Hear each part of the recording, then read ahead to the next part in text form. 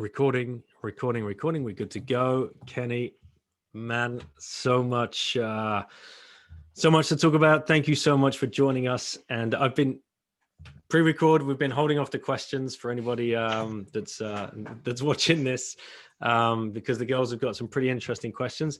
Thanks for joining us, man. This is so cool. My pleasure, man. I'm looking forward to it. Okay, so what do you want to fire away with, Lauren? And don't forget to talk directly into that microphone.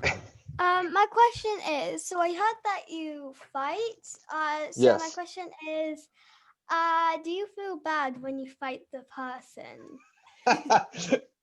Good question. So I don't fight anymore. I'm retired. But I think that in the beginning, there might be a little bit of maybe some hesitancy, if you will, when you first start training, because you're not exactly sure, like when you're sparring someone for the first time, or you're just kind of new to preparing for a fight, you're not quite sure of, how hard can you hit and how hard can you get hit. So you're kind of always managing with that space a lot.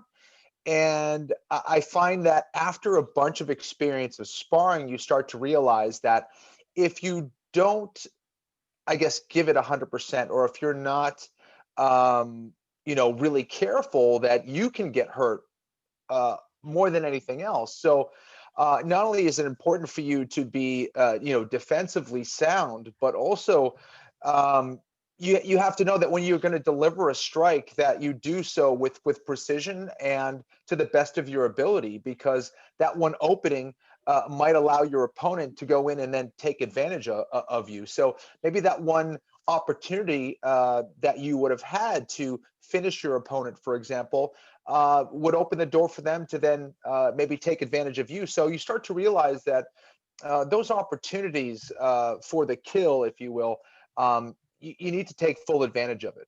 So for you to have any kind of remorse in that moment, or feeling bad for that person, or being hesitant in any way, shape, or form, could actually be your undoing. So it's a balance. I think you keep it very professional after the fight. I tried to anyway, before and after, but during the fight, because in a lot of ways your life is on the line, or your health is on the line, it's important that you kind of recognize, well, it's either them or me.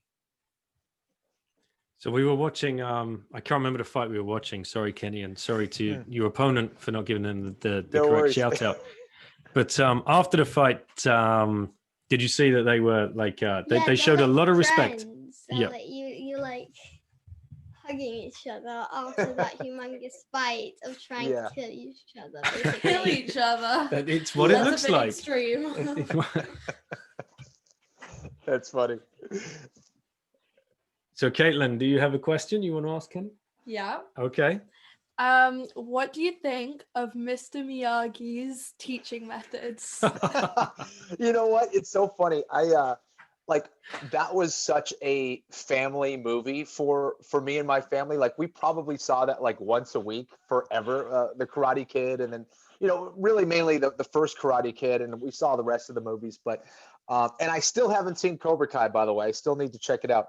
But I think that he was kind of your prototypical sensei or teacher, in that he didn't just give you the information, that he made you work for it. And it's kind of like if we were to go fishing, and I went out and got all the fish, and I go, here you go, guys, this is fishing. Here's a fish, and here's a fish. But his method of teaching was always very impressive, because he showed that the lesson is in that the student essentially needs to learn themselves, that they can't just get the information and then run with it, that there is a process of them discovering the method, right? So it's kind of this interplay between student and teacher. And you can't just hand someone something. It's almost like, if I want to help someone, sometimes just giving them money isn't the best way. If I just gave someone cash and like, this is going to solve the problem, oftentimes it doesn't. It's more like, all right, how do I give this person the tools to figure out how to get that money? That is more valuable than anything else. And I think that Mr. Miyagi, and I think a lot of good teachers find that balance of giving them the information and giving them enough, but also allowing for that self-discovery process in the student of saying, okay, here's the information, but now you got to work hard for it. And I think, especially in regards to kids or anything like that, I think that kind of delayed gratification lesson is one of the most important things, is that you may not see the benefits right now, but you will see it down the line. And I think that those are always seem for me to be the most powerful lessons. Mr. Miyagi would have been a Bitcoiner, like everything that Kenny was exactly. just saying. As I right said there. that, I go, you know what? That seems like Bitcoin. Yeah. Yeah. Okay, I'm going to ask you to your favorite scene in Karate Kid, Caitlin. Any scene with Daniel-san in. And this is the thing, Kenny. She refuses to watch Cobra Kai because she doesn't want to see Daniel LaRusso as an older guy. No, I can't. Exactly. That's so funny. That's so no funny. way. And she's 15, so she's still living in like when were we watching that? That must have been mid 80s, right? Yeah, in the 80s. Karate Kid. In the 80s for sure. Okay. Yeah. Lauren, do you remember favorite scene of Karate Kid? Wax on, wax off, wax on, wax off. Yes. How about you, Kenny?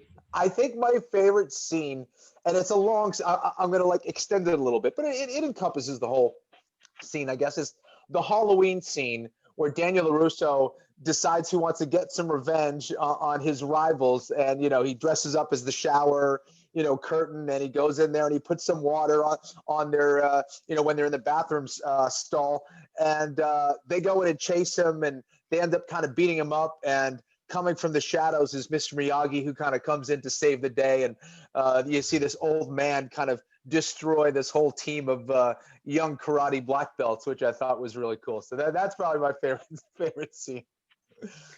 Excellent. And for me, I'm just a sucker for the crane kick at the end. I couldn't get enough of that. Especially after the hand rubbing and coming back from the dead and Miyagi's magic hands. Daniel LaRusso's gonna fight. Yeah, sweep the leg, Johnny.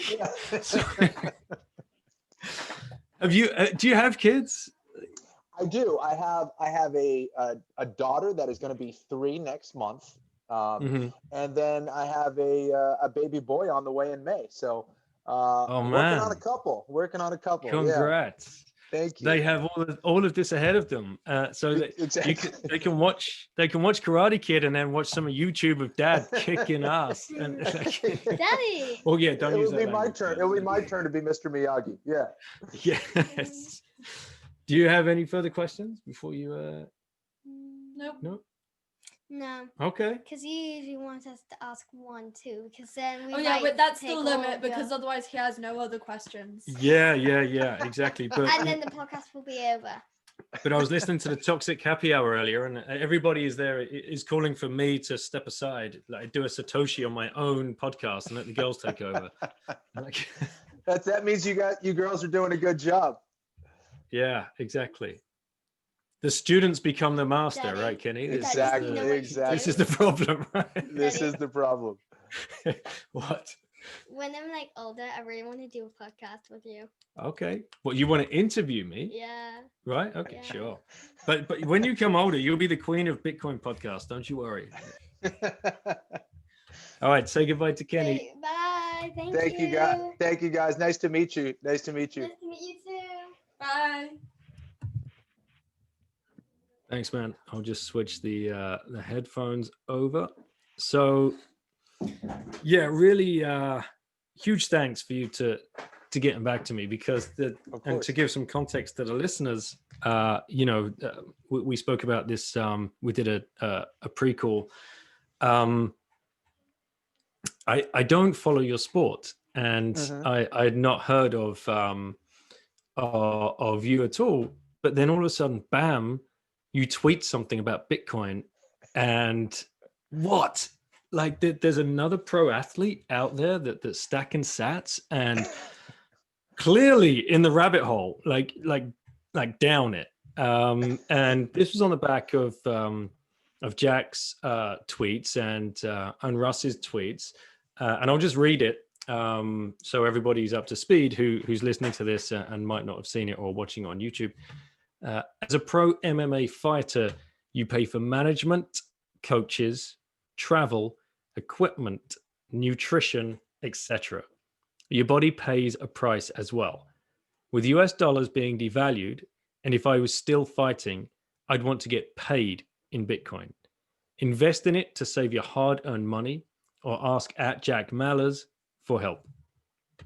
So, and then like so many retweets, like almost 3,000 likes. The replies and comments just went crazy. And here we are having this opportunity to sit down and talk about Bitcoin and wherever else we might end up. So when did you find Bitcoin? Or I guess a better question is, how did Bitcoin find you? Because that generally seems to be the way it works. Right. Sure. Yeah, I think I first heard about it around 2015, 2016, I believe. And,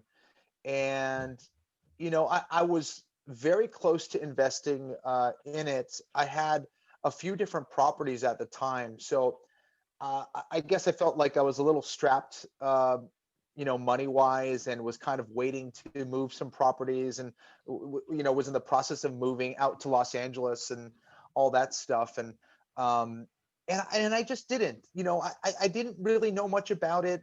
I learned about it a little bit. There wasn't a whole lot of information about it. And it got me really curious, because here I saw this kind of initially, this disruptive technology. It was certainly new than what we were using at that point. And yeah, I just kind of said, you know what, now is not the right time. I just got too much stuff going on. And it wasn't until about 2017 where I started learning a little bit more about cryptocurrencies in general, and started investing in different things. And Bitcoin was one of those things. And then I started learning more about Bitcoin, and started just kind of forgetting about the other cryptocurrencies and being like, what am I doing? Like, Bitcoin's the thing. Like, this is unbelievable. And it's just kind of gotten deeper and deeper over the years. And now there's just a plethora of information out there. You can learn a lot. You could see that as deep as it goes and as game changing as it is, I still think there's so many other things that we can use Bitcoin for, and that it will be used for in the future.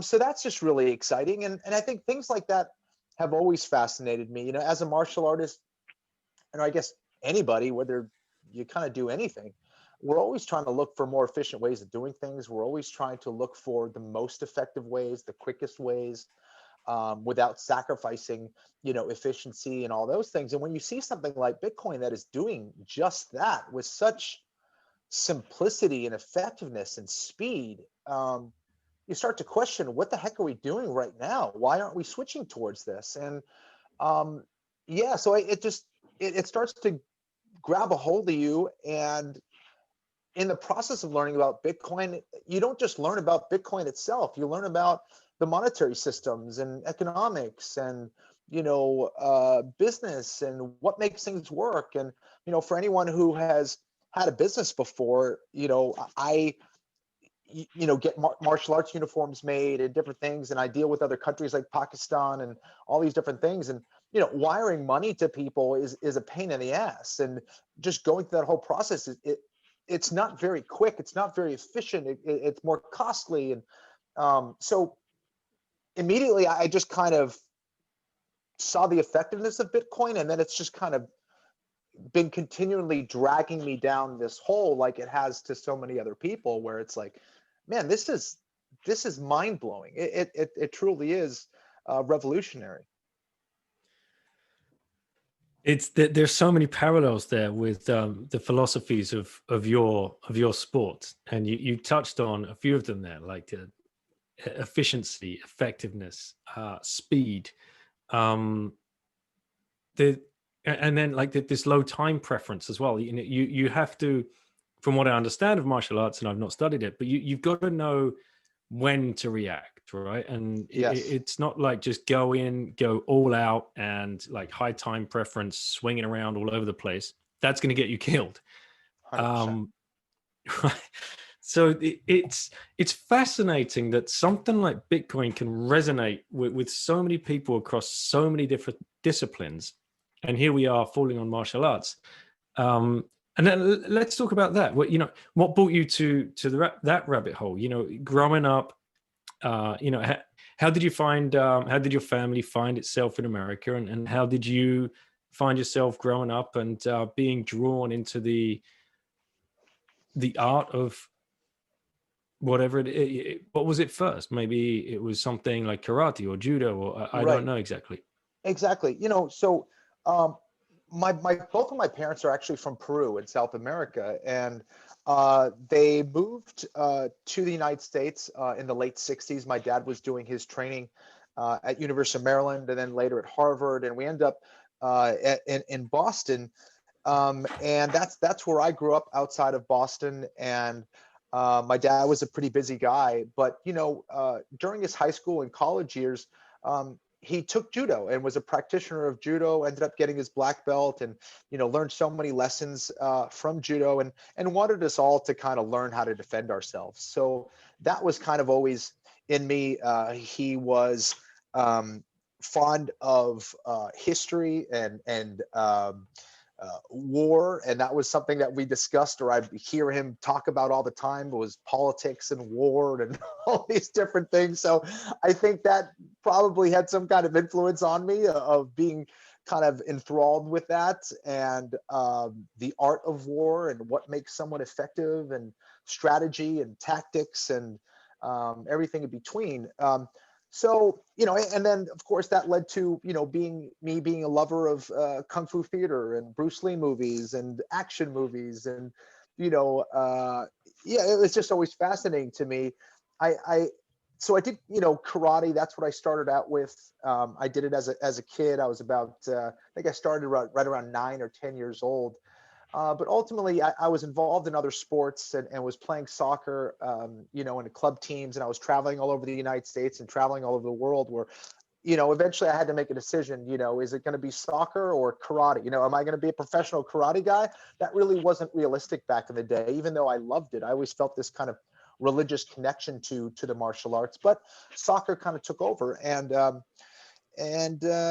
you know, eventually it wasn't until college, I was at Boston College, where I kind of reconnected with martial arts, and you know, saw this or heard about this skinny Brazilian guy named Royce Gracie and the Gracie family, and they were showing uh, an amazing effectiveness of martial arts skill, and it was such a different approach. You know, I kind of grew up thinking that the most dangerous martial artist was one that could hit you with one strike and kill you. Um, when in reality, you know, there was so much more to that. And in came the Gracies with their style of grappling.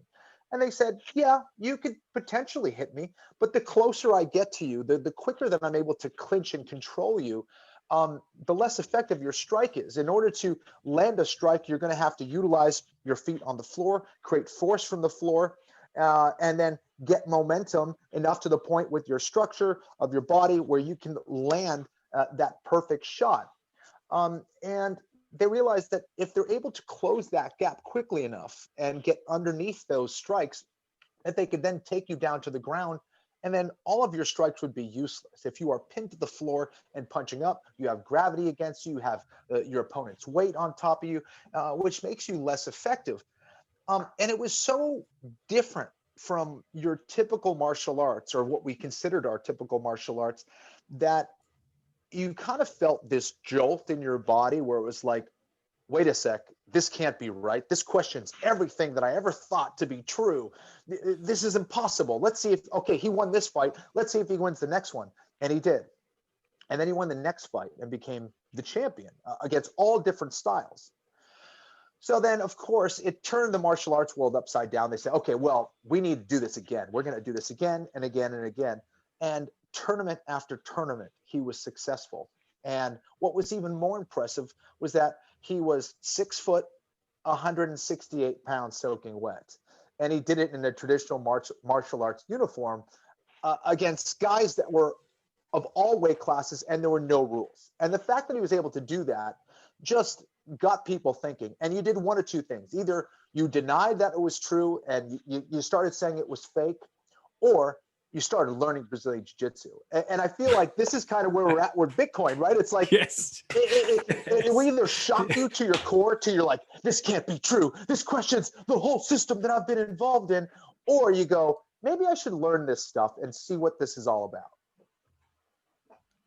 Oh man, again, ties in perfectly. Absolutely. And you took the words out of my mouth. It just, Yeah. All right. So Bruce Lee or Gracie, if that fight were to go down. Oh man, it's so hard because Bruce Lee actually, would train in grappling. He was so far ahead of his time with his approach. It's hard because they're guys from two different eras, and I think like anything else, technology kind of always gets better. And I think Bruce Lee in his time was probably the best martial artist in the world at the time, as far as we know. But you'd have to say the same thing about Royce Gracie in his time. And now we're at a different level now, and we will continually do that. And I think if we're doing things right from an engineering perspective, or from a martial arts perspective, from a combat perspective, is that we should be getting better. We stand on the shoulders of giants, and that we're learning from previous systems and refining it and making it better. And just like Bitcoin, I think we're seeing that it's now, it has this infrastructure and this foundation that is so strong, that now it's getting ready to truly run and really build into something massive. Yeah, for sure. So just to ask you a question again about mixing these fighting styles. What was your take on the McGregor Mayweather matchup? Because for me, as a complete outsider, I'll watch a bit of boxing if there's a big thing coming on. Yes. The UFC just wasn't on my radar for whatever reason, and then all of a sudden this fight comes out of nowhere, and I want to be on pay-per-view TV. I want to be somewhere. I want to be watching this because it just Yes. felt like a bit of a historic moment where, two paths are meeting. You've got the disruptor on one side, and you've got the pugilist on the other side that are defending the art of how old is boxing, And Yes. so Yes. what were you feeling then? Were you for it? Did you think it was a bit of a circus? What was the? It's a great question. I was thoroughly intrigued by the fact that here we were with, who many people believed was the best mixed martial artist in and around Mayweather's weight class, and then perhaps the greatest boxer of all time. So that alone made it fascinating. And the fact that, really two fighters from different sports were going to go at it, that was intriguing. And then that kind of compounds the fact that these are two of the best promoters both sports had ever seen. I mean, Conor McGregor, you give him a mic, you want to see him fight, whether you want to see him lose or whether you want to see him win, you want to see it. And Yeah. Mayweather was kind of the same way. So it was almost like two supervillains about to fight, and you're like, I got to see this fight. I want to see it. I want to see who wins. However, there was the other side of me that said, well, listen, he's going into Mayweather's realm. Mayweather is a master boxer. Conor McGregor is very good at boxing for mixed martial arts. And there's a big difference. It's tough to go into that specificity and expect results against, perhaps the greatest boxer of all time. So I covered a lot of the event. I covered, I think, every single event that they had leading up to their fight. And it was fascinating. It was cool. It was historic. But, I think we would have seen the same result in reverse. Had Mayweather gone over and fought Conor McGregor in mixed martial arts, it would have been, maybe a 3-minute fight, a 2-minute fight. Conor McGregor would have been all over him and would have defeated him. So, they both do two different things. And I think what we saw was what I expected for the most part. And yeah, we all know Mayweather loves his money, right? Yeah. Do we have any Absolutely. idea? Do we have any idea whether he's ever bought any Bitcoin? Has that He ever should. surfaced? He should. I know he likes to spend money too. So Well, he's going to have fun staying poor then, Kenny, isn't he? yeah, That's exactly. you mentioned yeah, bloody hell, that could become a meme. Not one I might want to go too far. Right. You mentioned your dad and having a big influence on you coming over from Peru. What was his profession? What So brought him he was from Peru? right. So he was a thoracic and cardiovascular surgeon. So he went to undergrad and medical school in Peru, and then decided to do his training in the United States.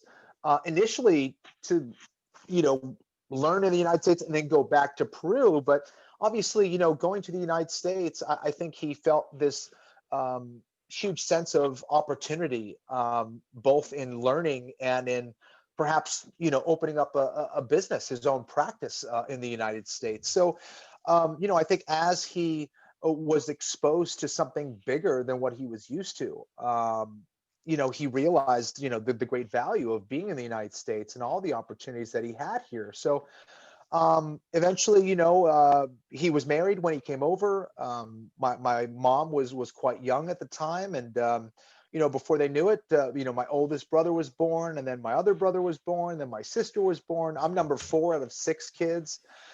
So just from traveling around and being in the United States and training, he decided to just stay there. So he was also kind of a trailblazer in that. I think anytime you leave your own country and you decide to live somewhere else, I think it takes a certain amount of courage and faith and belief in yourself, and willingness to do something new. So he's like the ultimate optimist. He's a very optimistic guy. He's always talking about possibilities, and I think I definitely carry that with me. I always believe that I can do certain things. So I think that was a big gift that he gave to me, is seeing opportunity and taking risk. Believe in yourself. Go for it. You don't know if you don't try. Is he still with us, Kenny? He is. He is. Yeah. Yeah. Both my parents, luckily, are with me still. And my dad has gone through a lot. Even being a physician, he had a bout with stomach cancer that he was able to recover from, and then went back to work after that. And then again, when he had a little bout of prostate cancer, which wasn't as big of a deal, but he's certainly seen some ups and downs, and come back strong and recovered from some pretty tough circumstances. So he's a tough guy in his own right. Man, no wonder you go the distance in the ring. My goodness.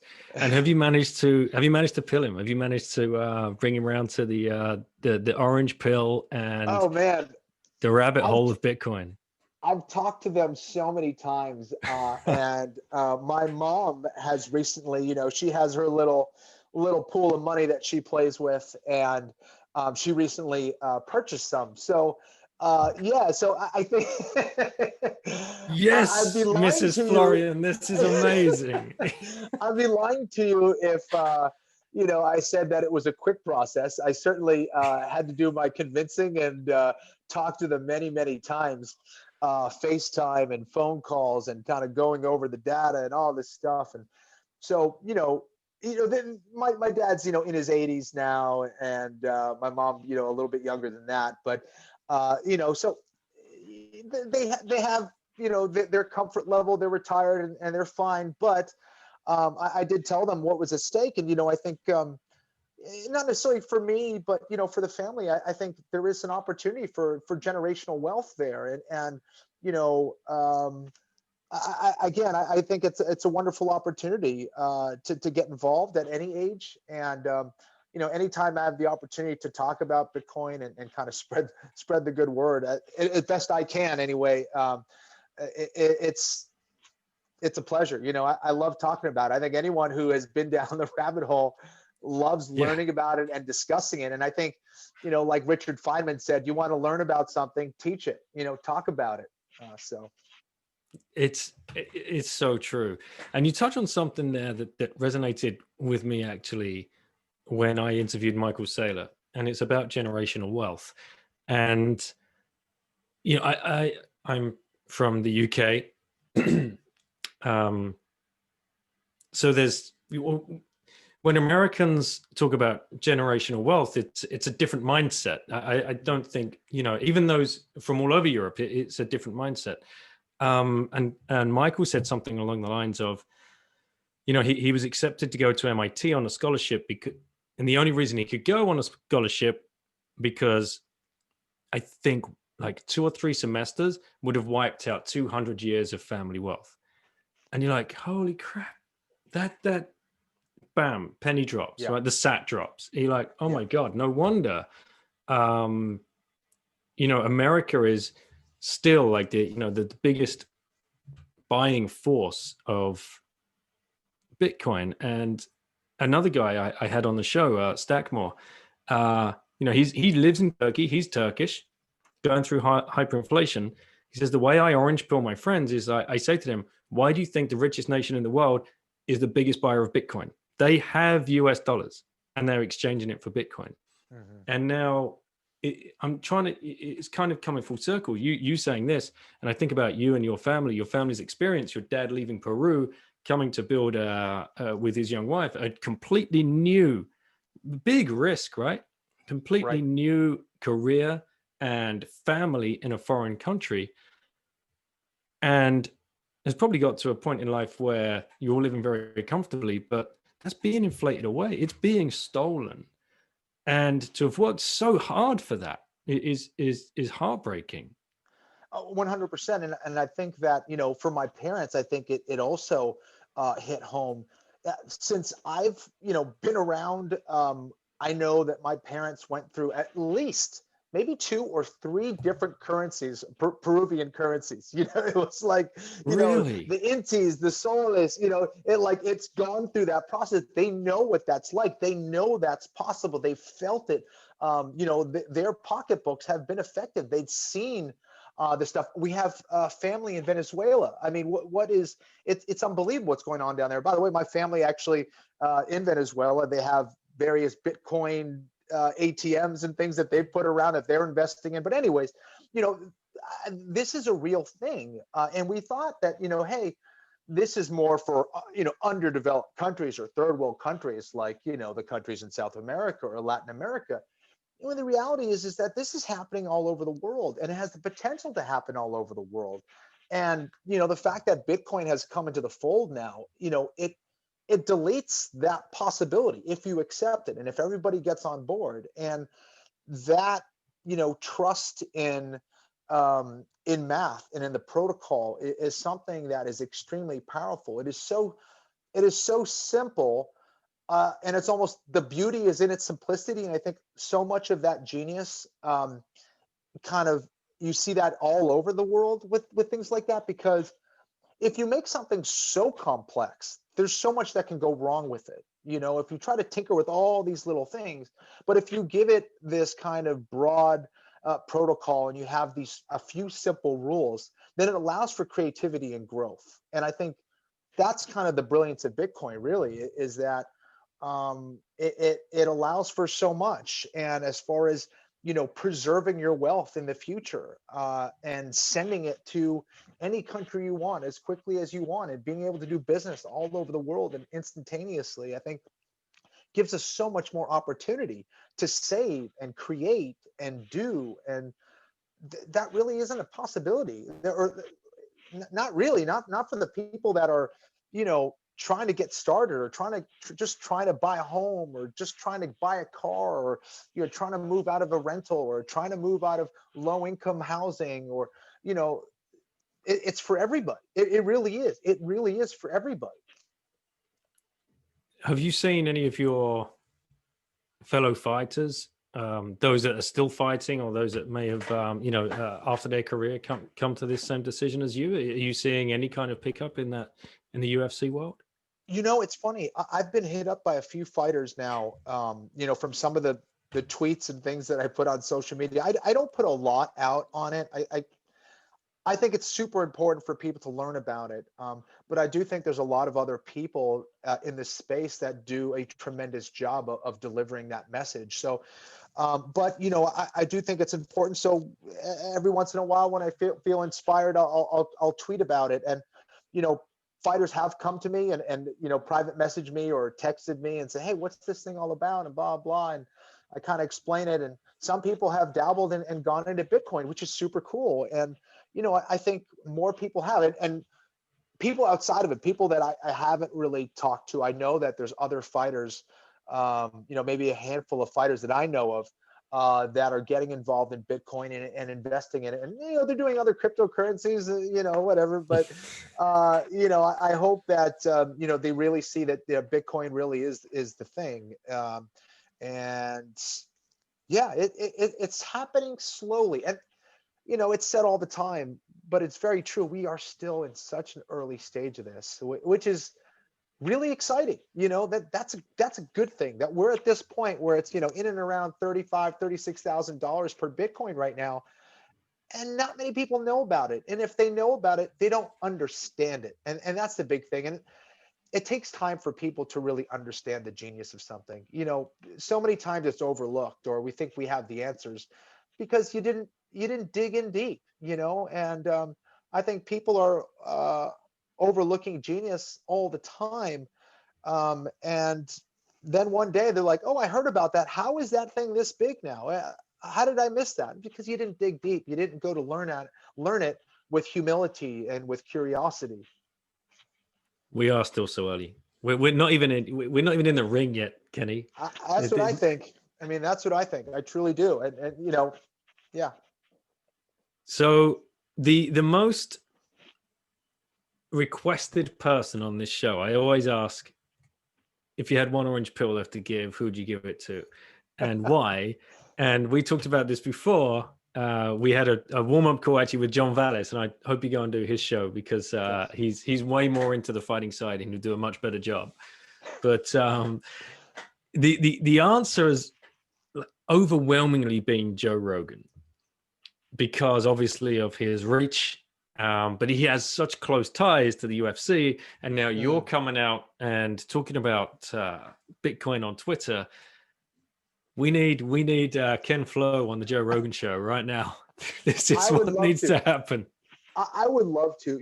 I've known Joe a long time. He's a guy who has always kind of looked into the future a bit and has always been very open-minded. And he is, arguably the most powerful voice for men, 18 to 45, pretty much. I mean, he's an absolute beast with what he's done with his podcast. It's and a guy who's just really been successful at every single thing he's done. So he's an impressive dude and a great guy. I would love to do that. I would love to talk to Joe Rogan.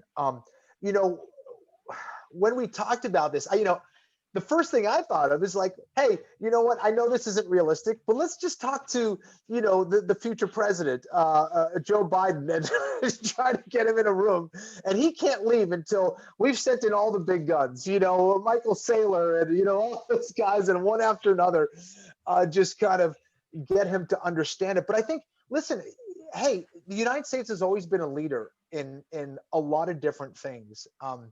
And I think that, like, what's more American than Bitcoin, in my opinion? Like, what is more, we want to call ourselves a sovereign country. We want to call ourselves, the land of the free. Well, if we went in and adopted something like Bitcoin, a lot of other countries would start to adopt. I mean, every single institution, anyone with a brain would start to realize, okay, this is huge. And you know what? They just might, but it's a way different situation of being forced into have to doing something as opposed to choosing to doing something. And I think that the United States would be positioned very well to choose to go into this and see the value of it and get it going and do something new and be a leader. That's what we were known for, but let's continue on that path. And again, we're at this turning point of history, aren't we? We are, because if you're here now and if you're in this space and you understand it and you've done they're not even hard yards, to be honest. You've done they're easy yards because it's just so damn intellectually stimulating. It's right. Intuitive. People say to me all the time, oh, I can't understand that. I've never understood finance. You're like, no, you were never supposed to understand. the big world of finance. None of us were. And I worked in it for 18 years. And I've learned more in the last year and a half than ever before on anything about so much, because Bitcoin touches absolutely everything. So if we can just get, because we know there will be a government, there will be a country, or there'll be a nation state that just turns around and says, we're done, we're going to Bitcoin. And it's going to happen. And, if you're not the first, yeah, like Ricky Bobby, if you're not first, you're last, right? It's you don't want to be last in this, because there's not going to be much left, But it's funny, I think we're at the point, and I truly believe this, that institutions in general are trying to create this FUD, and they're trying to create this scare and fear, because I think a lot of them that really know the space and really know what Bitcoin can do, they want to get it at a bargain. They want to get it at a good deal, and they want to buy as much of it as they can. If they're smart, that's what they would do, right? That's what any of us would do. Once you realize the value of it, it's like anything else. It's like when I go in to buy a car, whether it's new or used, I don't tell you why I want to buy the car. I tell you why, all the reasons I shouldn't buy the car, like, this isn't the color I want. What do you think, babe? It really would like more room. I don't know. This is all you have, huh? Right. Did you notice this little scratch over here on the, I'm talking about so I can get the thing at a better price, and that's what a lot of these institutions, I think, are doing. Once they realize, like, oh my God, we need to get more of this stuff. And that's what's happening. And people are buying into it, and they're creating this fear, and all these people that should be getting it, and all these other institutions that should be getting it aren't, because they're getting played. I mean, that's what I think. You're 100% right. Yeah. This is happening. There's no doubt. Because this is the story of Wall Street, and as Wall Street comes in, this is that they're going to pull the same kind of shit that they've always pulled, and it will just be huge amounts of FUD to try and suppress or push down the price. They'll try and whale it, they'll buy a lot and then try and sell it in huge amounts to push down the price and shake out the weak hands. As hodlers and as people that have been here before and have experienced this kind of stuff, we try our best through these podcasts and whatever else to, whether it's writing or YouTube videos or memes, to try and educate people, like, just take it slow, just DCA, FCA, fiat cost average into this thing. They'll come, they'll play their games, they'll do whatever they need to do. But at the end of the day, it's not get rich quick. It's, gain your financial freedom slowly is the way I try and explain it to people.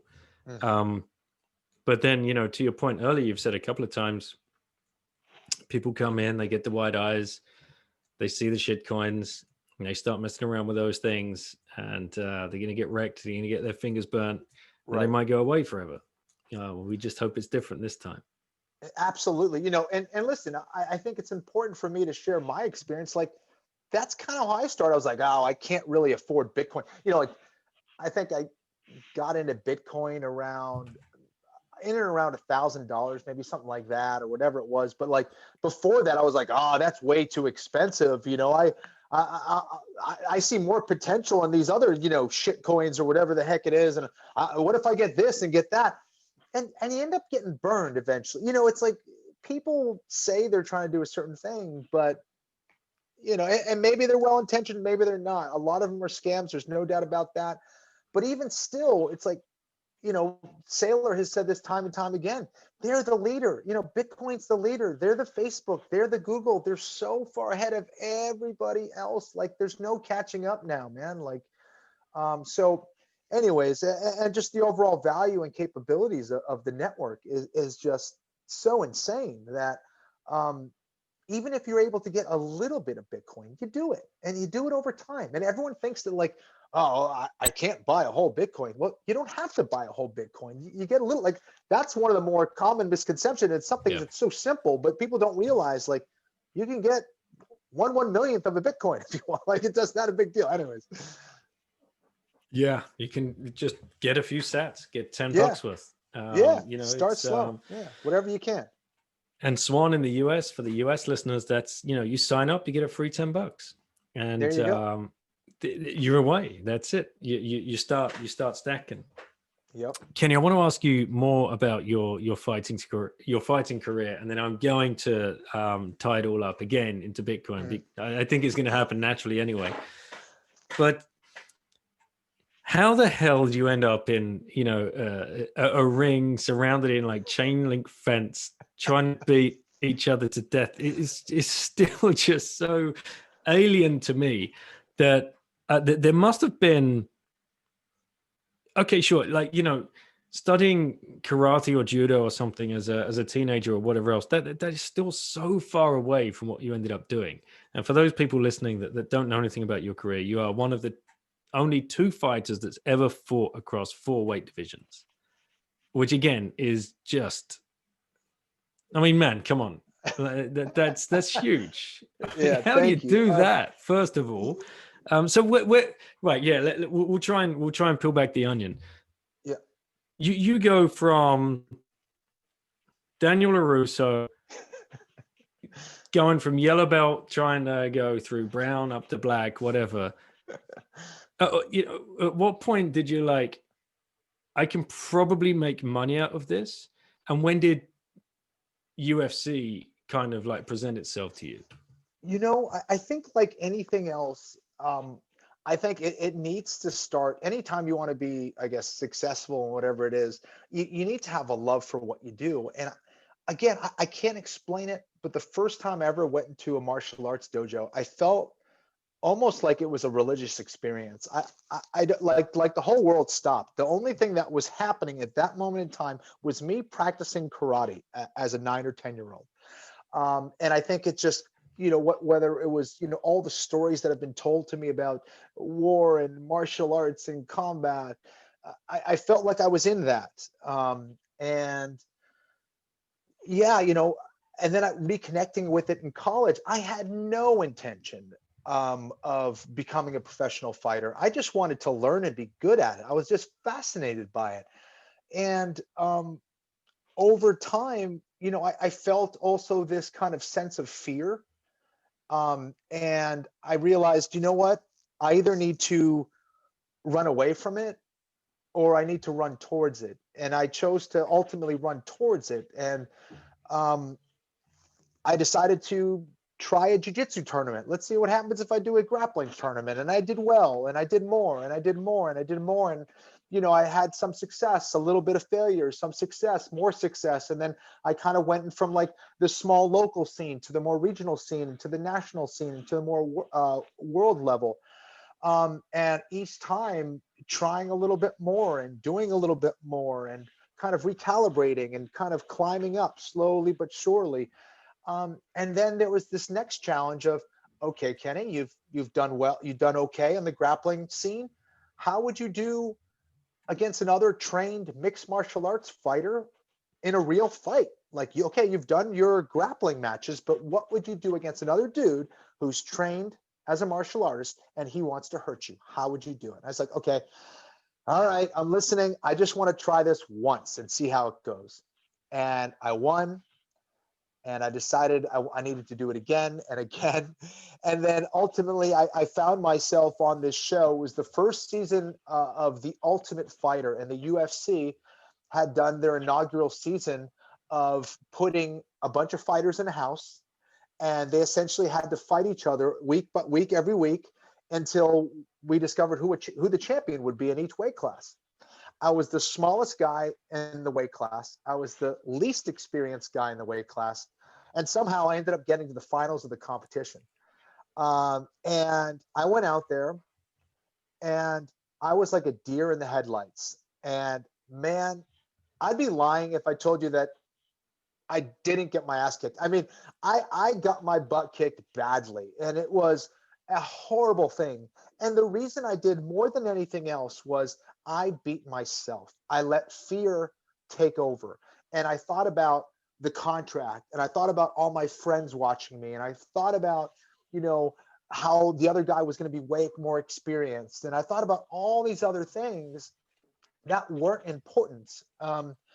Instead of focusing on being in the moment And that just did not sit well with me. And I said, you know what?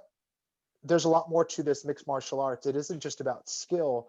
It's about honing your mind and being sharp up here and having a warrior mindset and being as stoic as possible and not letting your emotions take over. And so I started working on that. And I said, you know what? I can't retire after this. I'm not going to stop after this. I'm going to make a go at this. And I'm going to make a real concerted effort at being the best martial artist I can be. And luckily, I was able to find success doing that. I fought for 3 different world championships in 2 different weight classes, and learned so much and trained with some of the best martial artists in the world. And what a treat that was.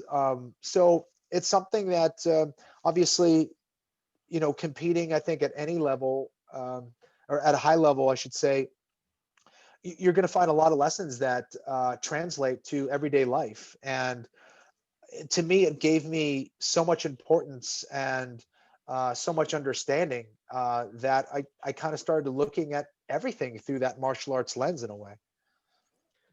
And this is the voice in the head that is so important. And this goes for anyone that's listening, and myself included. I've talked to myself out of so many different projects or opportunities, because it's the voice in the head that tells you you're not good enough, or you're going to fail, or what would so-and-so think? What would your parents think? You're going to let them down. You're going to make a fool of yourself. And honestly, it's absolutely everything. Whether it's, you might have a good idea for a business. It's the best idea for 15 seconds until you get shot down by yourself if you're in your own head. What are some tactics people can use to overcome that? Jace, I think that's a great point. I'll say this. I think that many times we can be defined by how willing we are to fight for something. It's like, are you willing to fight over, a chocolate bar that fell on the floor? Not really. Are you willing to, fight over a meal that you paid for that is yours and it's on the table? Maybe, you might be some arguments, whatever.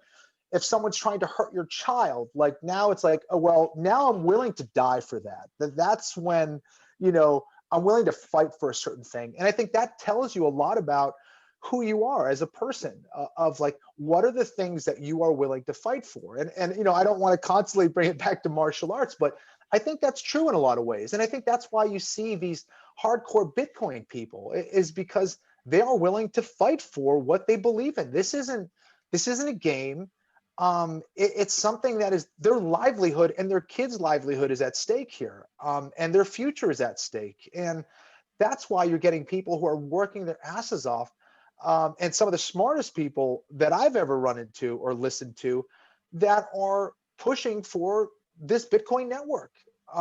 That is absolutely game changing, and is the answer to all of our issues almost globally, from politics to war to, energy. It's just, I don't need to tell you, but anyways, this is why people are so passionate about these things. And I think that there's a reason for that.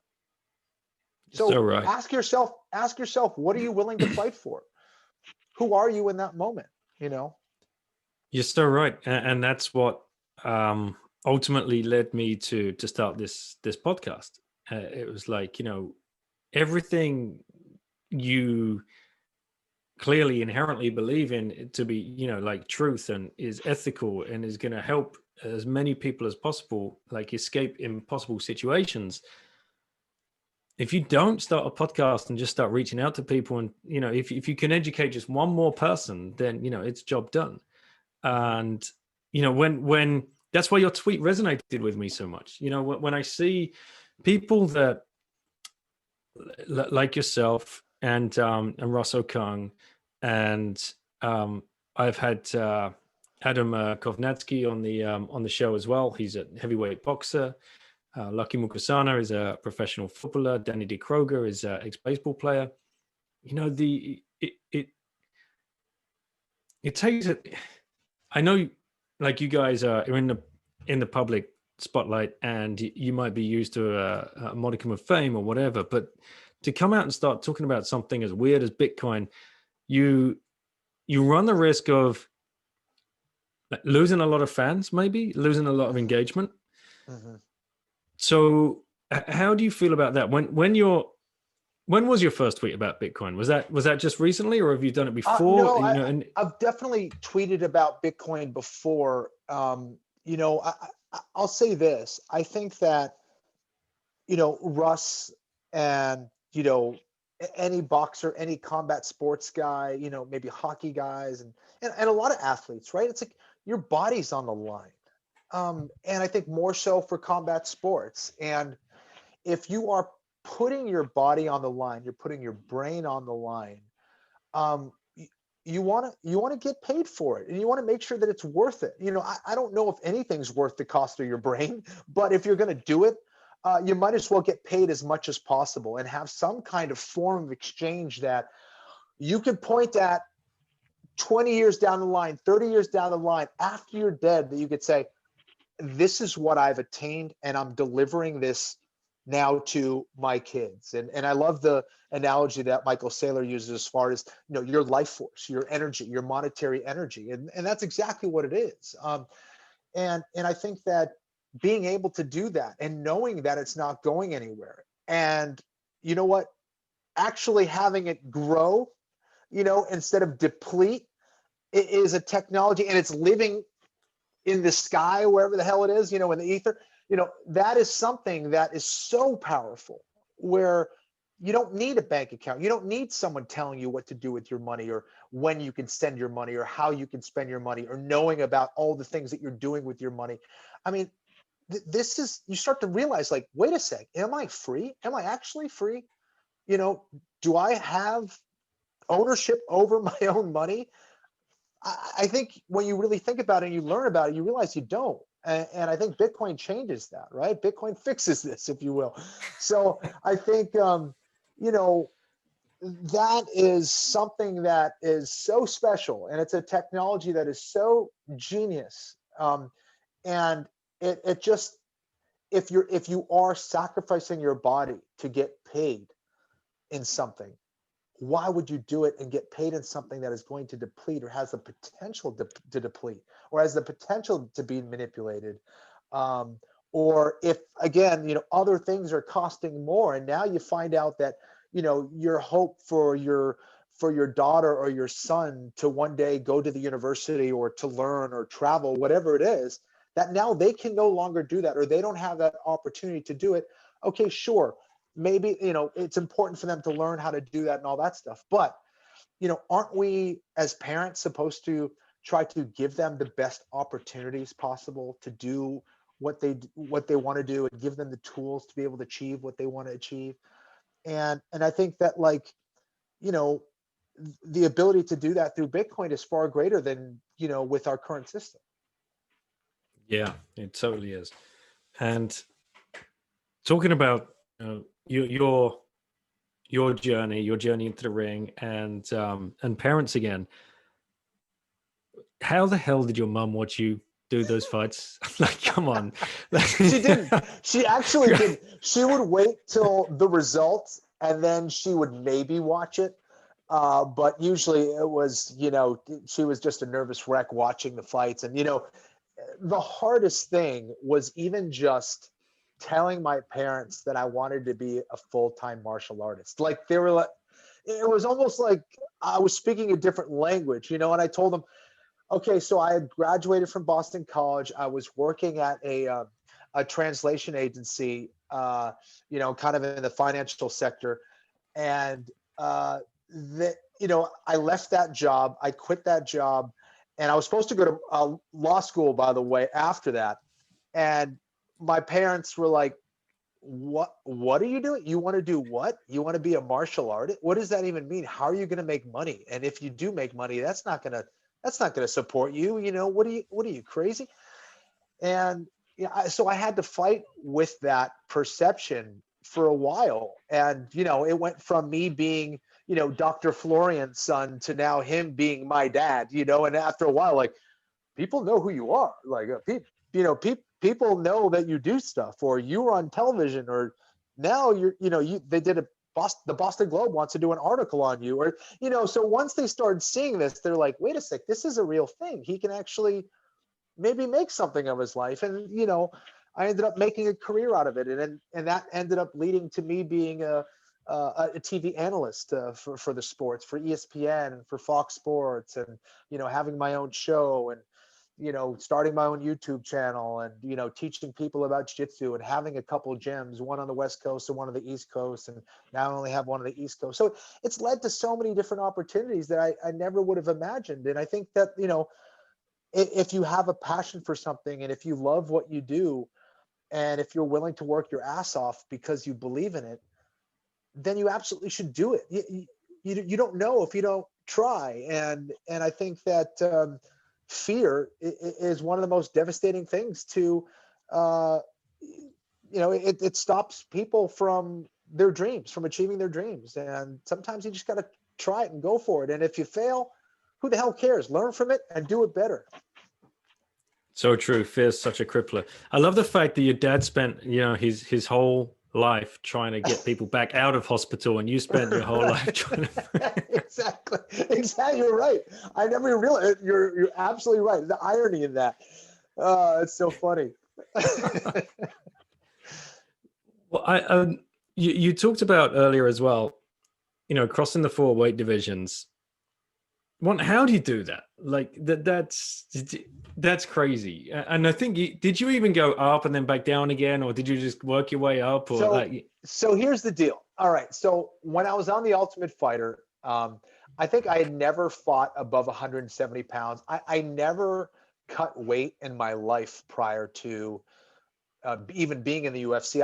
And cutting weight is when you have to go in a very strict diet, and you got to dehydrate yourself essentially for about 24 hours or so, maybe even 2 days. You make weight, you get on the scale, and then about 24 to 30 hours after that, you fight. So the idea is that, if two masses are coming together, that one of those advantages would be if this mass is larger than the other, and when every time they collide, this guy should have the advantage in theory. So that's why people try to cut weight, boxers, wrestlers, fighters. That's why, they're looking for that advantage. So I was about 170 pounds, and I was asked to be on the show, The Ultimate Fighter. And my division would be 185 pounds, where people are cutting down from as big as 215 pounds, 210 pounds to cut weight down to 185, make the weight, and then fight again. And then on fight night, they're right around 210 pounds again. So it's a kind of science in and of itself. It's not the healthiest thing, but people do it, and that's what's happening. So I was fighting guys that were just monsters. They were way bigger than me and had way more experience. So I really had to learn as much as I could, as fast as I could. And luckily, I was able to make it to the finals.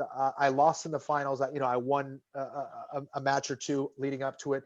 And then, and then I fought at the 170-pound weight class when I was in the UFC. That was the lightest weight class they had at the time. So it was right at my weight class. So again, I didn't really have to cut any weight at all. I went undefeated at 170 pounds. And then they brought in the 155-pound division. I fought twice for the world championship at 155 pounds. And that was really my weight class. I did cut some weight to get down there. It wasn't easy, but it also wasn't extremely hard. But then there was an opportunity to maybe fight for the belt at 145 pounds. I was really on this pursuit to become a world champion in the UFC.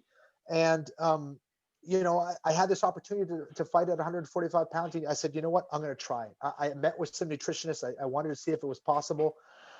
And I basically killed myself to make 145 pounds, not once, but twice. And I went through a grueling diet. It was like 1,500 calories a day for like 2 months. It was brutal. It was stupid. Training 3 times a day. Before I even could eat anything, I'd get up, I'd put sweats on, like sweatshirt, sweatpants, and jump on a bike for like an hour. And then I could eat. That was how I started, like every single day. So a couple things. It was not the healthiest thing. I probably took a few years off my life doing that. But what it did do is it did teach me that, anything that we set our mind to, we can achieve it. And, you may fall short, but, you're going to learn a lot about that process. And I did end up fighting. I won the fights that I needed to do at 145 pounds and fought for the world championship again at 145 pounds against who many people believed was the number one fighter in the world, pound for pound. And I went the full distance. It was a close fight. I had no energy before the fight. I literally did no warm up before the fight because I felt like my body just literally had no strength and no energy.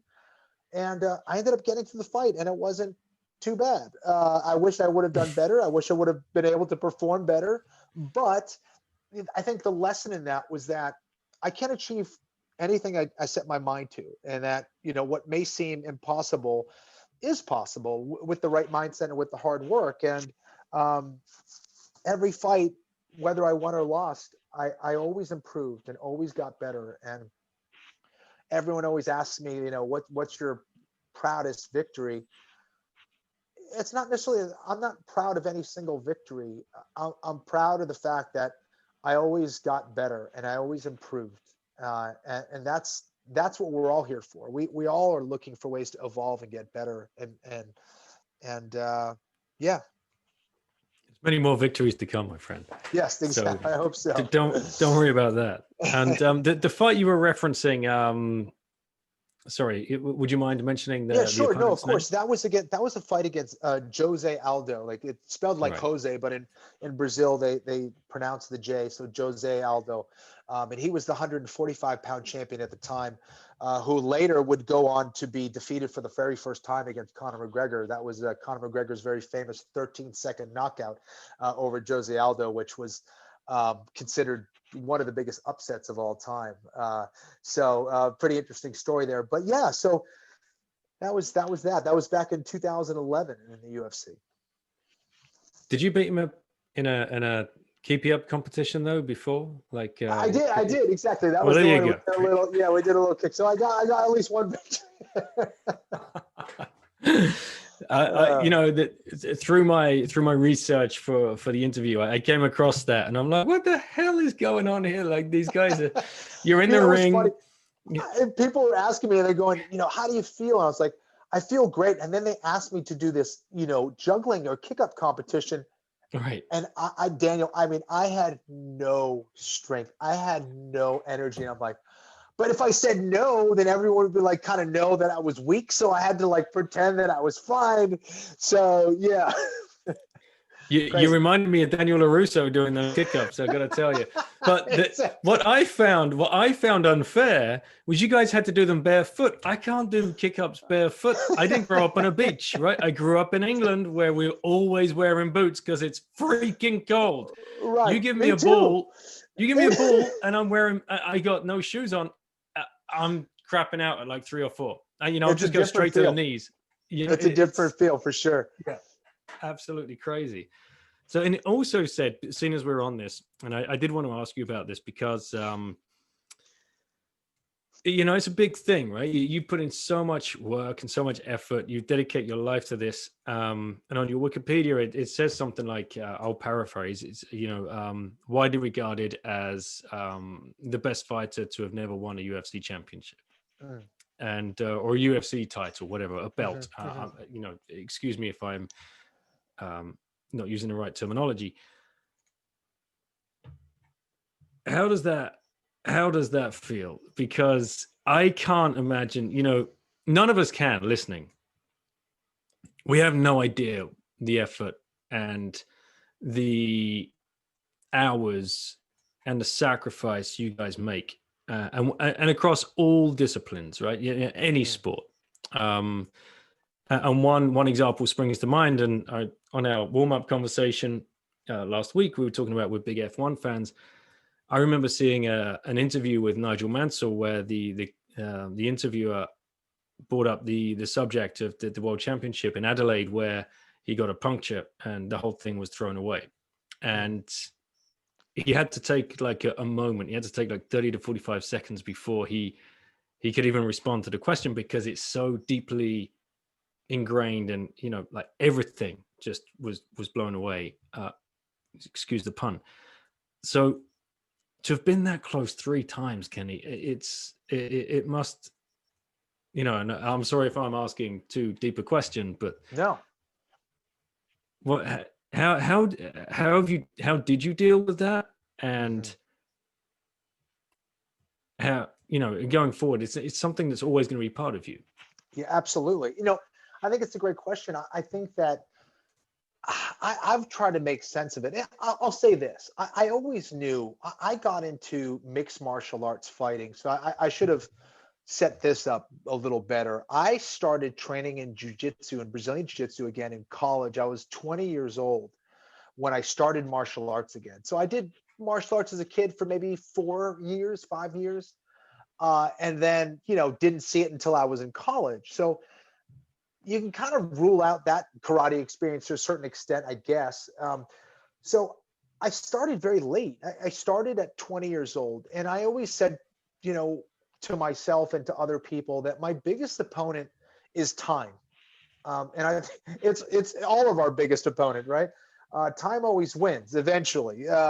So I think that I didn't have a whole lot of time. Like these other guys that got into the sport, they were already fighting. Like I didn't have a whole lot of experience. So I knew that I had to be able to learn faster than anybody that I knew. So, so at 20 years old, at 28, after 8 years, I was already, involved in, a couple professional mixed martial arts fights. So I was in the UFC at like 28 already, like only after a year and a half, I think, of fighting, I was already in the UFC. It's like playing college football for a year and then, being in the NFL. It was like, yeah, here you go, man. Good luck.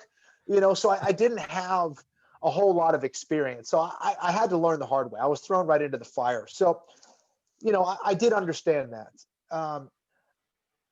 And what really intrigued me about martial arts more than anything else, and what I thought I would do and be, was a teacher.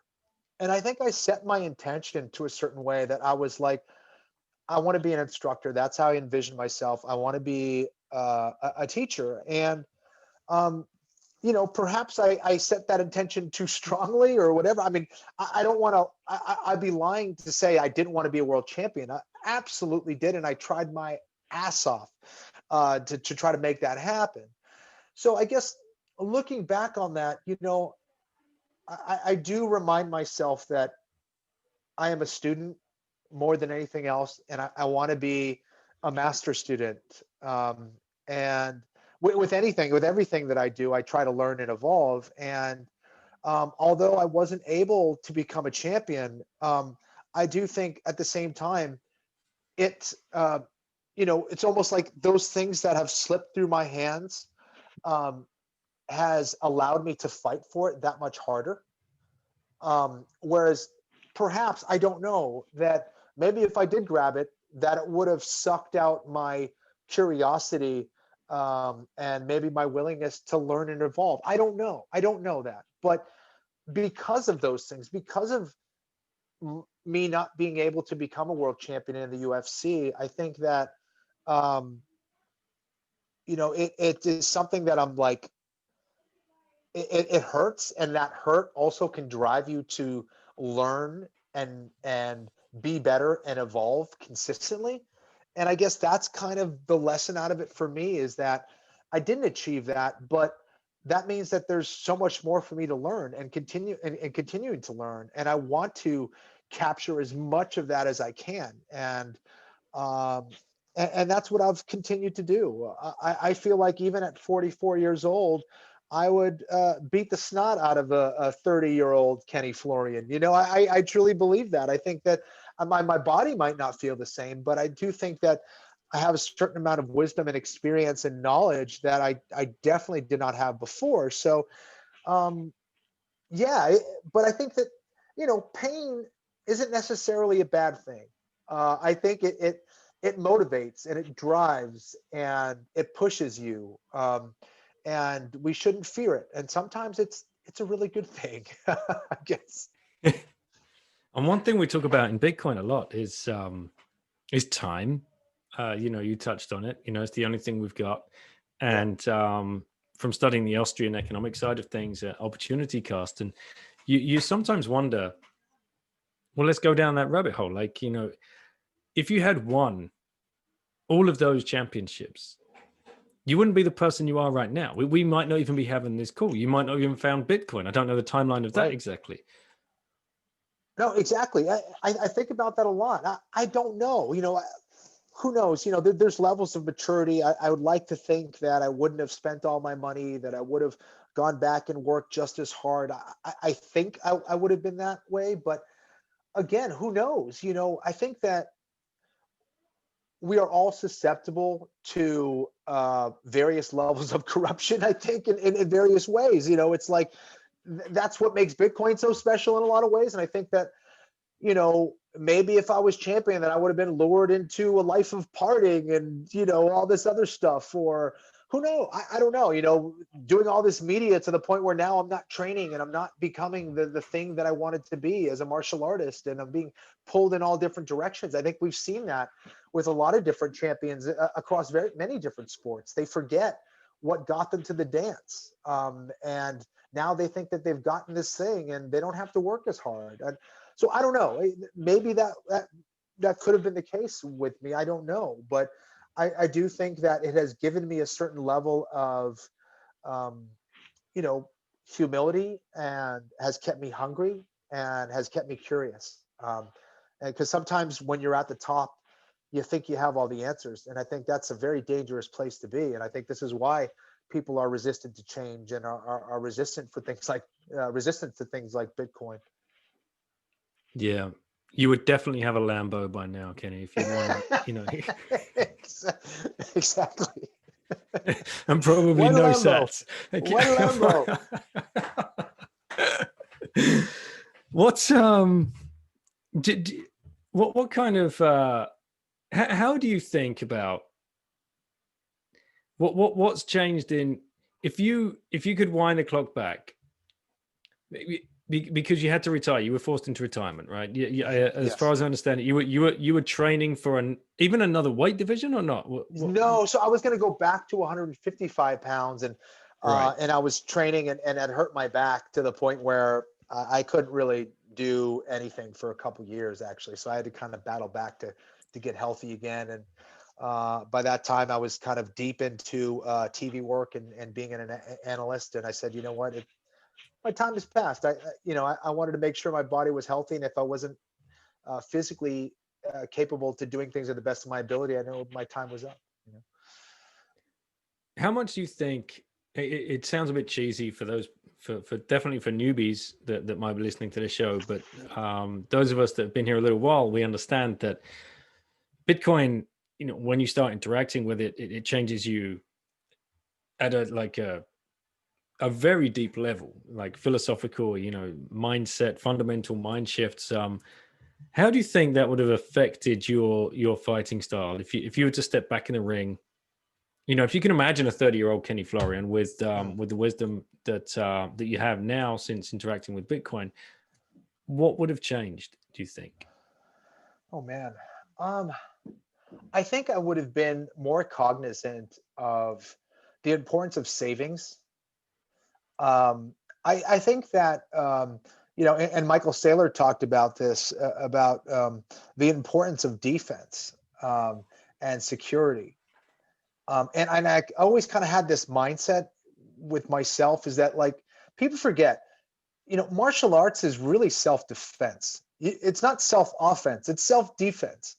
And that, if you can make yourself in some ways impenetrable, if you can create a fortress, or if you can create a system of defense where first you want to be preoccupied with not getting hit, right? Or basically not allow yourself to take damage, or a lot of damage. That's like your number one thing, because I can be very deadly and I can go out there with my gun, but I'm completely exposed. And yes, I have a gun, but then there's 3 other people that have seen me, and now they shoot me and I'm dead. So first it's like, well, how can I be, have amazing defense, the best that you can, and also how can I be, safe in that process and sneaky in that process, and then how can it be effective offensively? And I think, if you look at the Bitcoin network and essentially, especially right now, how impenetrable it is. I think that's its strength. I think, you know, you look at superheroes like Wolverine, or Wolverine's claws aren't what makes him an amazing superhero. It's like, you can't kill the guy, you can't kill him. No matter what, he's like 900 years old. You can break him in half, you can cut him, you can stab him, you can shoot him, and you can't get rid of him. And that's kind of what Bitcoin is. So I think that lesson, I think, is, looking at the network and how it functions, you're like, this thing it's like a living organism that you can't kill. It only gets stronger, and it spreads out and grows. And that to me is amazing. And I think there's so many lessons on a martial arts perspective that is extremely powerful.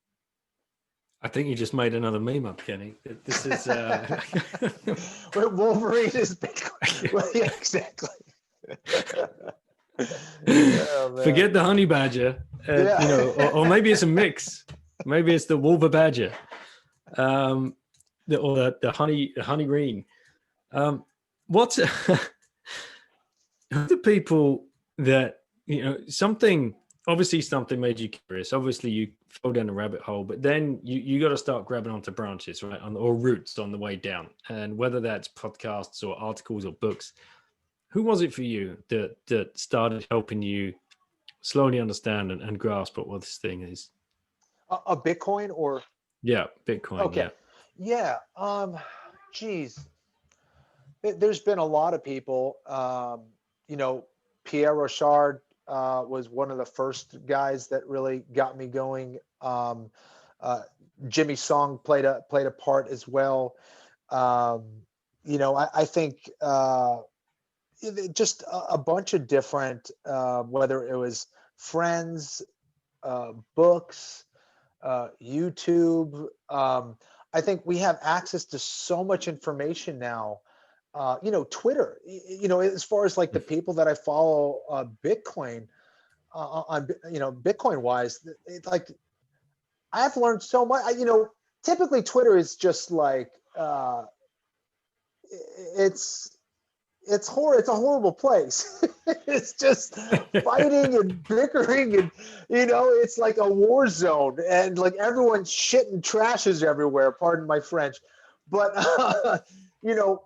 but with the Bitcoin community, you'll get some harshness here and there, but you really can learn a lot from people on just the various tweets or the articles that they're sharing, and the various types of information, and really getting down to the fact. Jameson Lopp was an early guy that I started following, and so I love hearing the many different perspectives. And people are pretty silly, they're always like, oh, well, you notice how Bitcoin changed from being this to now, Bitcoiners are pointing that it does this, or now it does that. It's like, it does all those things, dummy. It does. It is a constant growing force. It is evolving and adapting before your own eyes. And it's not just a savings technology, and it's not just a hedge against inflation. It is so much more, and the possibilities are so much more. I mean, you think it's like,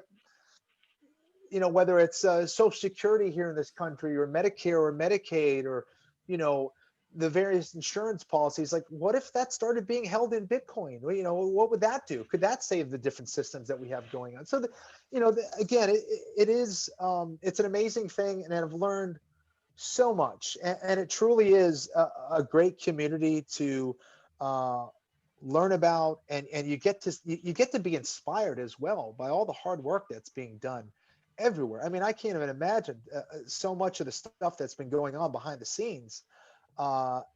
People tend to just see someone like, with the championship belt, or see someone win, or see someone on the number one spot on the podium, but no one sees all the hard work that it takes to get there.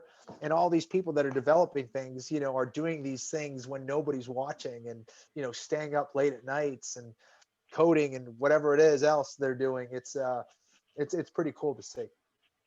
Yeah, it's totally inspiring, and it's so nice as well when you get that recognition, when somebody reaches out and says, you know, thanks for building this product, or thanks for writing this article, or thanks for writing this book, or thanks for doing this podcast, and to have people like yourself come out.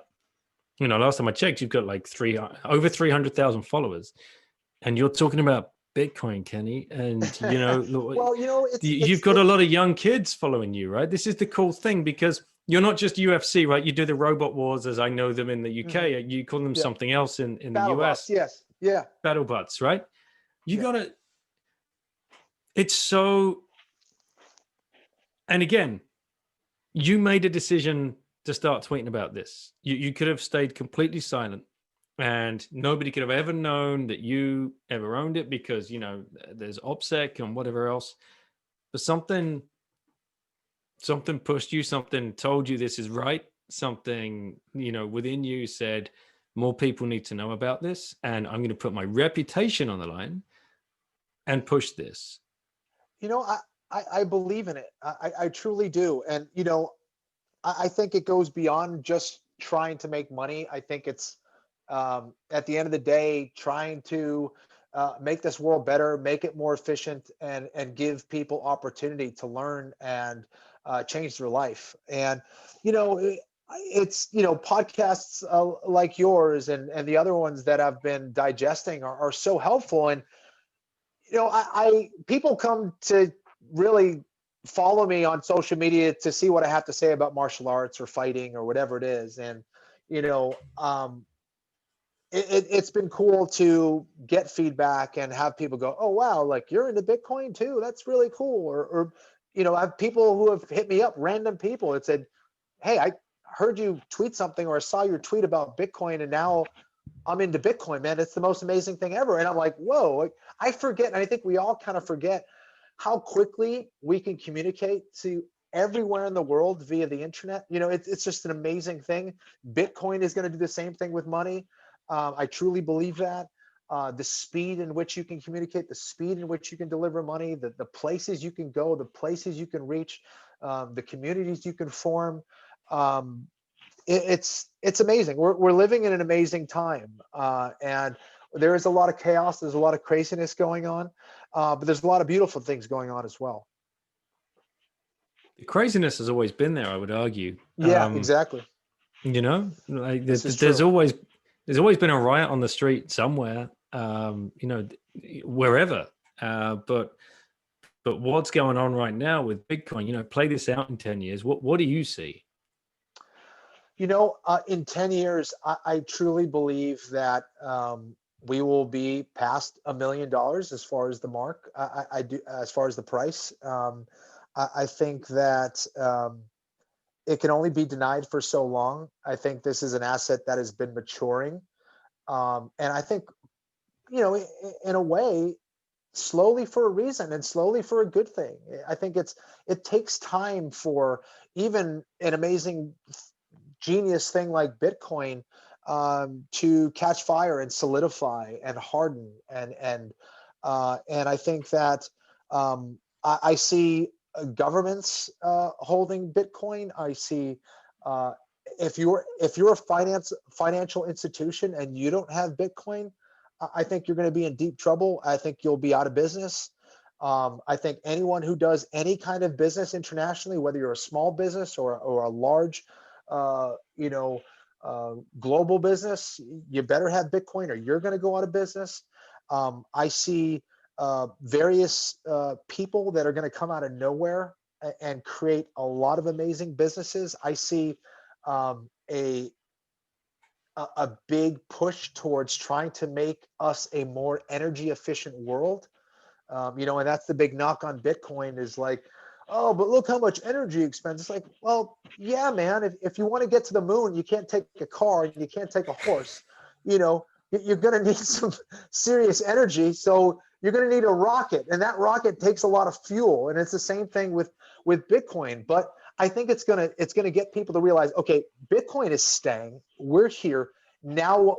What can we do to make us more energy efficient? There's a big ball up in the sky that produces a lot of energy. How do we make that a better process, and how do we utilize that more efficiently, and how do we make that more effective, or how do we use wind and water and whatever to make us a more energy efficient. So I think there's that. I also think that, like, I don't know if it's in 10 years, because, we kind of are, still pretty tribal, and we like to protect stuff and fight. But I also think that it's going to make the world, and has the potential to make the world a more peaceful place. And we can actually exchange and do business on a more trustworthy level. And so I see a lot of amazing things. I mean, it's Bitcoin is everything. It's a philosophy. It's a way of life. And, it's I see a whole new world in 10 years. I really do.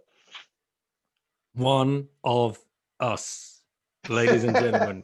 Kenny Florian, dropping the mic, or a drop kick, it doesn't matter. Like, there you go. All right, Kenny, we could talk all night, I swear, but we've been going an hour and a half. I'll start trying to wrap it up, but goodness knows where this might take us. If you had one orange pill left to give, who would you give that to, and why? I've had a lot of arguments with my brother Keith over Bitcoin, and I'll tell you what, I really, people think it's like, I'll tweet about Bitcoin, and people were like, oh, you're trying to get people to go into the Ponzi scheme so you can make money. I don't care. Like, some guy investing, even $1 million or $1 billion isn't going to move the price to the point where I'm like, yay, now I got, I think it's important for the people that I care about, my family members, my tribe, who cares about saving and wants to, provide for some kind of opportunity for their kids. And, I've had a long conversation with my brother Keith about, Bitcoin. He hasn't bought in yet, but, it's simple. He's a close family member who I love, who I would love to, get him to at least dip his toes into Bitcoin. He hasn't done it yet. I'm still working on it, but, that's about as real as I can get on that answer. Yeah, no, that's great. I love those responses. Many try and think of, well, like I said before, Joe Rogan is the number one answer. Some people have come up with Elon Musk, who's been flirting with the idea on Twitter recently. Yes, it's pretty funny. What you were just saying then. You want to build a rocket, you're gonna have to use a hell of a lot of fuel. You're like, yeah, it kind of offsets everything he's done with Tesla, I suppose. He's probably about neutral on the whole carbon debate anyway. Like, the amount of freaking fuel he's burnt. right. But yeah, that's interesting. How that dynamic is. Daniel, playing out. I'm curious, what's your take on that? I mean, you got to think someone like Elon Musk is going to take a deep dive and look at Bitcoin and say, why isn't he doing it? I mean, what do you think? You think he's either got really excellent OPSEC and is just because he's pretty astute with retweeting some of the Bitcoin memes that have been around for a little while. So he's either, right. But he still says, I think he told J.K. Rowling he had 0.025 or something like that. A tiny amount. So he's either got really great OPSEC, or he's not the genius we all think he is. It's that simple. Right. Because if he doesn't get it, he's just a fucking fraud. Right? It's, how can you not get it? So many of us are plebs, see it, and we are nowhere near rocket science. So it's a real, I don't know, man. It's, what's the game? It's really, if it's OPSEC, then of course, hats off. Right. Why not? Right. But he's smart enough to have lawyers and whatever else, and multi-sig upon multi-sig, and right. God knows how many different, he could probably write software, or we're led to believe he could write software for his own hardware wallets. So yeah, it's interesting, huh? It's it is. It is. I have given this thought. Yeah, I'm hopeful. I think that I would like to think that a free thinker and a guy who likes to use, the first principles method, that he is, either making that dive or, trying to figure out financially how he can get it done. But what a move that would be. And again, Michael Saylor kind of started it all. This guy is a true trailblazer and a real genius. And I think Elon Musk is as well, of course. But yeah, I'm just kind of baffled by how he hasn't seen it. And maybe he has, and he's working on it. But I think, me personally, I think that he does a lot of things with like a little bit of jest and a little bit of truth, a little bit of jest. And I think he is slowly making that move. We'll see. We will see. And, it'd be great, again, if somebody with however millions of followers he has on Twitter can, because a lot of plebs follow him, right? And if he starts talking favorably about Bitcoin, it's not going to move the price, really. Honestly, right. That's not what it's about. But it's going to set up a chain reaction, really, more than anything else, right? It's like, exactly. Yeah. Amongst people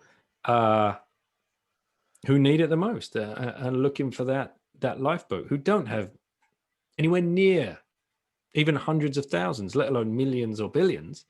Mm-hmm. This is what Bitcoin's all about, and this is what we're here for, and discussing these ideas and sharing these podcasts. I just hope more and more people come to the table and start helping spread the message, because that's what's going to help us cross the chasm into mass adoption, and we all see a much brighter future under this monetary standard. It's I can't take the smile off my face right now just talking about it. There's no doubt about it, man. Well, Kenny, is there anything we haven't touched on that you really wanted to discuss, or No, I guess for anyone who is a martial artist who wants to learn about martial arts, I did start a YouTube channel about a little over a month ago, if you're interested in that.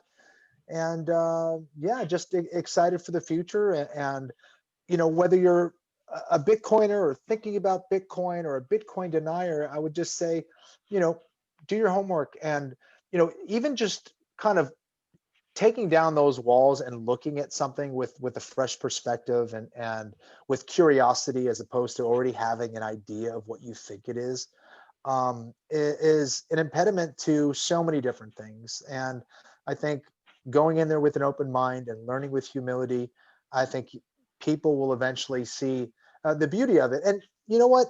By the time people realize this is a real thing, just like, when you go on your phone and you Google something, you kind of take that for granted. By that time, Bitcoin's going to be so expensive that, you really won't be able to participate in a way. So I started doing it in 2017. And me looking at the price, it was like around $1,000 or something like that, maybe a little more, I don't know. And me saying, I don't know, it's too expensive. It's not. And I think people will be saying that every single time they see the price. And sometimes you just kind of have to dive in. Totally. Especially, those coming to it new now that they have the misfortune of being able to look back in history. Oh, but it was, at the time of recording, it's like 37,000. Yeah. Last week, it was 30.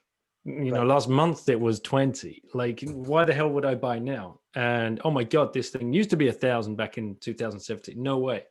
Yeah. That's why it's, just dip your toe in very, very slowly. Yeah.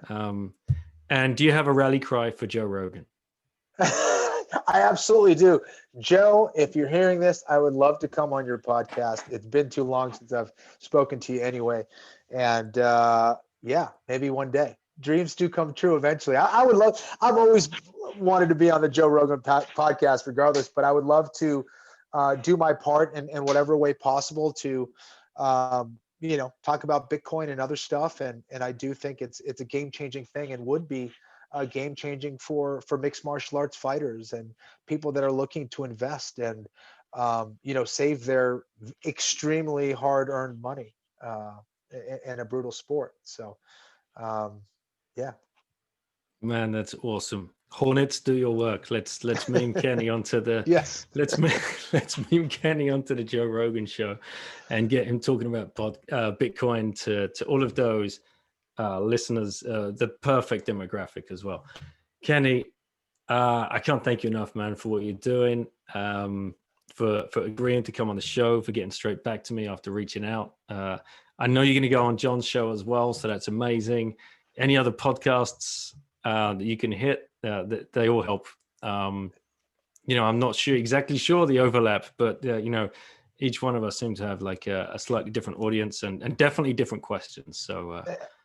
And thank you so much, man. I've been a fan of your podcast ever since I saw Sailor on it, and I've watched a lot of them. And again, just being able to communicate and spread the word about Bitcoin and its importance, and to be able to deliver it in a fun, entertaining way is an art in and of itself. So congratulations on that. And thank you for having me on. Appreciate it, man. Thank you so much. And I look forward to the next time when, hopefully we'll meet in person. Yeah, absolutely. Well, we got to do this again, man. We'll definitely do it again. Hopefully I've not pissed you off. So, Not at all. All right. Cheers, Kenny. Take care. Thank you, man.